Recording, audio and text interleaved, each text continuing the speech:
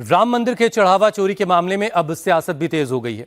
कांग्रेस का एक प्रतिनिधि मंडल आज अयोध्या पहुंच रहा है, जिसमें कांग्रेस सांसद, विधायक, पूर्व सांसद, कांग्रेस के पूर्व एमएलसी भी शामिल हैं।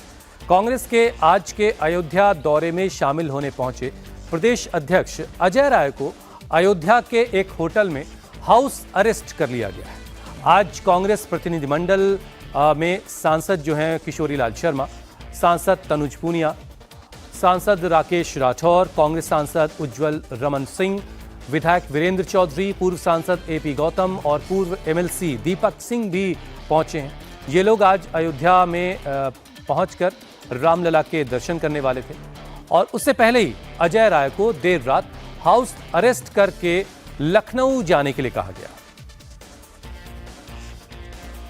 ये क्या बोल रहे हैं कह रहे हैं कि लखनऊ नहीं, लखनऊ नहीं जाएंगे, नहीं उधर तो नहीं जा सकते हो, तो हम तो फिर फोटो उठा दीजिए, हम नहीं जाएंगे, तो लखनऊ थोड़ी जाएंगे, लखनऊ जाएंगे थोड़ी यहाँ आए। आप गिरफ्तार करके जेल दे दीजिए हमको, ठीक है, बात है, हम लखनऊ थोड़ी जाएंगे।